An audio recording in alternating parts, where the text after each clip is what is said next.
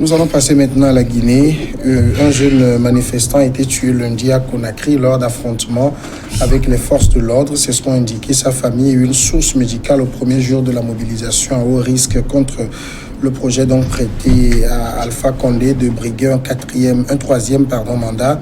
La contestation, plusieurs fois durement reprimée, avait déjà causé depuis mi-octobre la mort d'au moins 20 civils et un gendarme. Le Front national pour la défense de la Constitution FNDC, le collectif de partis, de syndicats et de membres de la société civile qui mène la protestation, a appelé à partir de lundi à une mobilisation massive et illimitée. Credo Tété, dans cette actualité sur la Guinée équatoriale contre un troisième mandat d'Alpha Condé, les jours se suivent et se ressemblent finalement. Le jour de contestation, bien des tensions de manifestation, parce que c'est vrai, c'est l'expression de la démocratie, donc il faut que toutes les parties s'expriment. Moi, je le dis, j'insiste, monsieur Alpha Condé n'a pas encore posé l'acte qu'on puisse, à partir de ça, tenter de le crucifier. Et donc on lui prête des intentions, parce que moi je veux le voir consommer, disons, l'acte pour pouvoir le juger. Maintenant, c'est vrai, il y a toujours des intentions de manifestation, mais soyons sûrs, soyons rassurés que M. Yaya Jammeh, dans cette posture, ne voudra jamais que ces manifestations aient lieu. Même si ces manifestations doivent se tenir, M. Yaya Jammeh va placer les organisateurs devant leurs responsabilités. Et lorsqu'on dit en matière de manifestation publique que les responsables de l'organisation sont placés devant leurs responsabilités, c'est une lourde tâche et ça peut amener là où on ne voudrait jamais séjourner. Vous avez l'impression, Ambroise Ponjo, que c'est un peu l'opposition qui fait dans la surenchère? Lorsque une opposition est face à une dictature durant de celle de la Guinée, à la tête de laquelle se trouve un monsieur hors pair, il y a normal que l'opposition, qu'on ne plaide pas cette intention de la surenchère à l'opposition. D'abord, l'opposition guinéenne est dans son rôle. Quand vous avez un pouvoir qui est démocratique en face et qui joue le franc jeu en matière électorale que constitutionnelle, il n'y a pas matière à discuter. Une opposition peut faire une marche aujourd'hui et le renvoyer à une date vraiment très lointaine pour pouvoir situer l'opinion et d'abord nationale, faire bouger les lignes. Mais quand vous avez un roc devant vous, comme c'est celui de ce monsieur, je ne voudrais pas le nommer parce que je ne suis pas loin de dire qu'on a un fou à la place, à la tête d'une république. C'est un chef d'État. Parce que quand vous suivez monsieur Alpha Condé, que j'ai toujours respecté dans le temps quand il était opposant, même à son arrivée au pouvoir, les gens avaient applaudi. Je ne suis pas le seul. Tike Diafa Koli l'a dit, il a même chanté. Mais ce monsieur a surpris plus d'un. Il a même fait une déclaration hier ou avant-hier que celui qui veut enfreindre à la loi, il y aura une rigueur de la loi qui sera appliquée, pour le paraphraser. Donc c'est dire que, contrairement à ce que mon frère Credo dit que l'intention n'est pas, c'est vrai en matière de crime, l'intention on peut y avoir l'intention, mais quand on ne pose pas l'acte, la personne n'est pas encore un criminel. Ici, on a déjà un criminel et un crime. Qui a vu? Non, mais le crime est où? Mais comment est-ce qu'on peut dire? Et nous tendons même vers un crime parfait. C'est-à-dire que quand on parle de crime parfait, c'était prémédité. Condé veut aller à un crime parfait et prémédité parce qu'il a clairement dit qu'il veut aller droit au but, il va foncer droit au mur. Malgré les 22 morts qu'on compte déjà, il y a quelques mois. Ce qu'il a indiqué lors de son adresse à la nation le 31 décembre dernier, c'est que les Guinéens doivent aller aux urnes pour les législatives et éventuellement un projet de nouvelle constitution sera soumis à référendum. Jusque-là, est-ce qu'il y a un tort là?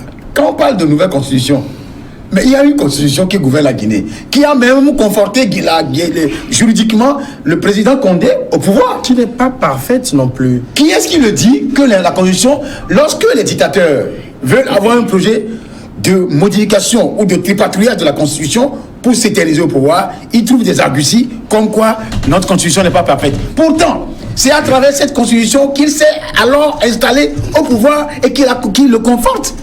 Mais qu'est-ce qui aujourd'hui, après avoir fait 10 ans au pouvoir, n'est pas confortable dans la constitution guinéenne et que l'on puisse avoir l'idée saugrenue de tripaturer cette constitution au profit d'un individu qui devient pratiquement le fou de toute la planète et qui ne veut entendre raison de la part d'aucun de ses pairs. Le monsieur qui est comment on appelle, médiateur dans une crise comme le cas du Togo.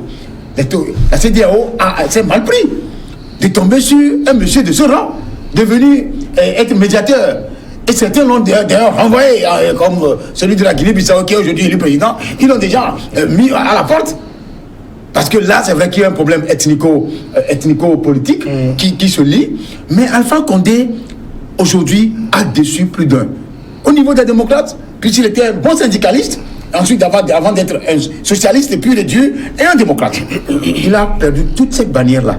Aujourd'hui, il est un but du pouvoir. Il est plus que Mobutu aujourd'hui. D'accord. Credo, vous voyez Alpha Condé correspondre à la description qu'en fait Ambroise Gondjo?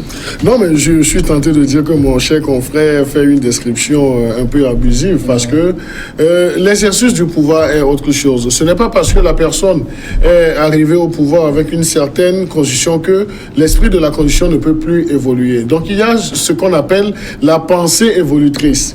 Et la pensée, dans le cas d'espèce du côté de la Guinée-Conakry, tous les hommes politiques concordent qu'il faut améliorer la constitution guinéenne. Maintenant, c'est le sujet ou bien le débat sur le sujet est de savoir est-ce que c'est opportun en ce moment parce que tous les états-majors politiques en Guinée-Conakry sont en train de faire des calculs.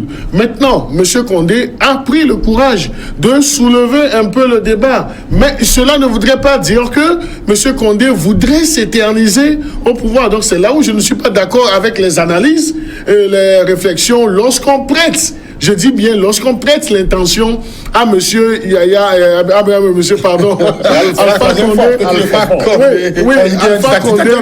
Alpha Condé de vouloir s'éterniser au pouvoir par le changement de la Constitution. Mais est-ce que l'une n'entraîne pas l'autre? L'une n'entraîne pas l'autre, mais nous, je voudrais revenir sur le chronogramme. Donc il a parlé de législative et puis du référendum. Le jeu démocratique se fait comment? C'est dans les urnes.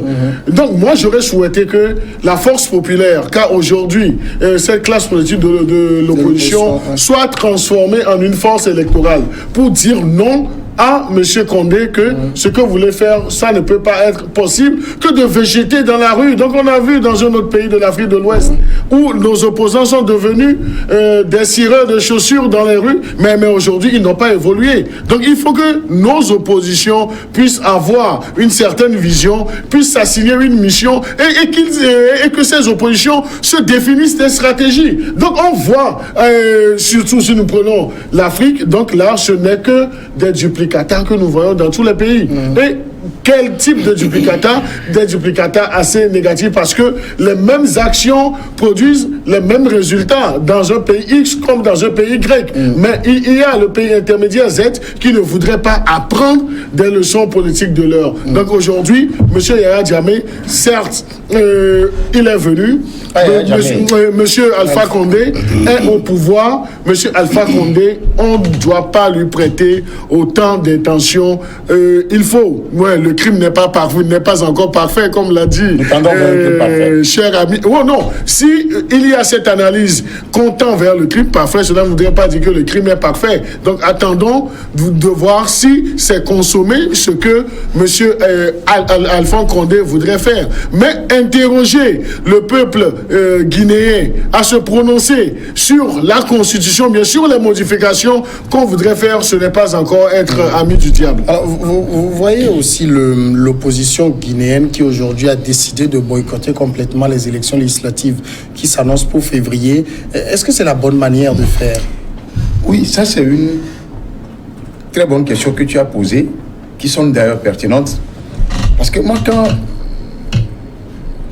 j'ai appris la nouvelle comme quoi l'opposition voudrait boycotter les élections législatives, qui est un processus ou est un scrutin qui consacre la démocratie au Parlement, je me suis rappelé de ce qui s'est passé en 2002 ici au Togo, passé de 2018, parce que l'opposition togolaise l'avait boycotté à raison, même si les conséquences sont là. L'opposition togolaise, moi, à mon sens, l'avait boycotté a raison. Mais celle de 2002... Non, c'est le même schéma. 2002-2018, c'est le même schéma. Et l'opposition togolaise regrette. Fais mon analyse. Non, je ne fais qu'un ajout. D'accord. C'est la réédition de 2002 togolais que les Guinéens... C'est une erreur monumentale. C'est une erreur monumentale à ne pas confondre avec ce qui s'est passé en 2018 ici. Je le répète. C'est une erreur parce que si jamais Condé, d'abord, quand on brandit la carte du référendum, on sait comment en Afrique aujourd'hui, les élections ne sont plus rien pour pouvoir donner crédit à la position du peuple vis-à-vis de l'électorat et vis-à-vis des gouvernants. Ils sont prêts à truquer. Les Aganaïs ne sont pas encore morts, ils sont toujours là en Afrique. C'est des gens qui courent derrière ils courent derrière les dictatures pour prendre leur argent et proposer des services saugrenus et sournois, des services noirs qui font perdurer les dirigeants au pouvoir. Comme les débâches le font ici, il y a d'autres qui s'en ont lavé la main et qui s'en sont levés la dernière fois sur Radio France. Ça veut dire que c'est des gens qui sont au service du mal. Condé va encore aller au référendum pour truquer, frauder les référendums. Il faudrait qu'on soit clair là-dessus. Parce qu'on sait comment les élections ne valent plus rien en Afrique. On fait tout pour avoir un chiffre d'avance, proclamer les chiffres et vous dire que le peuple a dit oui pour ce que nous voulons. On n'entend jamais quand le peuple a dit non, parce que c'est un référendum. Ça, c'est un de deux. Quand vous suivez un Alpha Condé devant les étudiants, vous avez déjà vu la vidéo? Oui, bien sûr. Cette vidéo, tout le monde qui verra cette vidéo dira que nous ne sommes pas en présence d'un chef d'État. Non. C'est peut-être l'instinct d'enseignant qui a... Faut enseigner même ne fera pas ça. Je n'est pas un enseignant. Bon, moi, je suis enseignant. Je sais que des fois, en tant qu'enseignant, on pique des gueules. Il ne faut pas confondre le poste d'enseignant au poste d'un président de la République. Un Condé qui dit aux étudiants, vous êtes des voyous, je vais vous taper. C'est pas possible. Ce n'est pas possible. Pour un président, pour un chef d'État de ce rang, qui a déjà fait plus de 8 ans au pouvoir, fait ça devant les étudiants qui ne l'ont pas ménagé du tout. Là où j'ai applaudi, c'est que les étudiants, même au final, à la fin de la diatribe du président, ils ont eu le courage de faire des interviews. Les étudiants, pour lui placer un dernier mot qu'il entend et qu'il voit ça. Non, nous sommes en présence d'une dictature durée plus naissante en Guinée. Il faut arrêter ça immédiatement. Même s'il faut aller jusqu'à la grève illimitée, moi, en base qu'on je soutiens ça. Parce que tout ce qui sort du cadre démocratique, je ne soutiens pas. Mais en tout cas, pour le moment, tout ce que l'opposition offre, c'est des manifestations qui ne font qu'occasionner que des morts. Oui, et le trophée de chasse de cette opposition, c'est les morts, justement.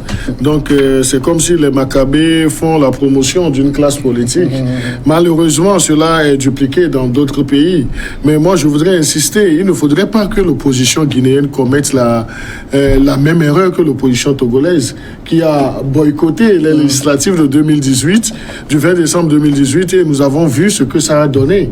Et là, aujourd'hui, une opposition qui est agonisante. Donc, on ne voudrait pas de cette expérience du côté de la Guinée-Conakry. Donc, ça, c'est juste la précision. Donc, c'est là où je disais tantôt dans mon précédent développement que nos oppositions politiques en Afrique n'apprennent pas, disons, de ce qui se passe dans d'autres pays. Donc, c'est comme si ils ne font que du copier-coller, mais du copier-coller qui est, disons, à ne pas souhaiter. Et au finish, on a comme l'impression que nos oppositions, ou bien ceux qui se disent assez radicales, travaillent sans le vouloir pour pérenniser les systèmes politiques. Donc, malheureusement, c'est ce qui se dessine du côté de la Guinée-Conakry. C'est vrai, monsieur Alpha Condé, nous avons vu comment il est arrivé au pouvoir, mais nous disons, il y a une différence entre les stratégies de conquête du pouvoir et celles d'exercice du pouvoir. Donc, il est aujourd'hui dans l'exercice du pouvoir, mais tout le bien qu'on peut lui souhaiter, c'est de mettre dans cet exercice du pouvoir le jeu démocratique, qu'il donne l'occasion au peuple de s'exprimer. Maintenant, est-ce que ce sont les résultats ou non qui sont proclamés? Je ne saurais quoi dire. Nous marquons maintenant la pause et après on va passer au Togo.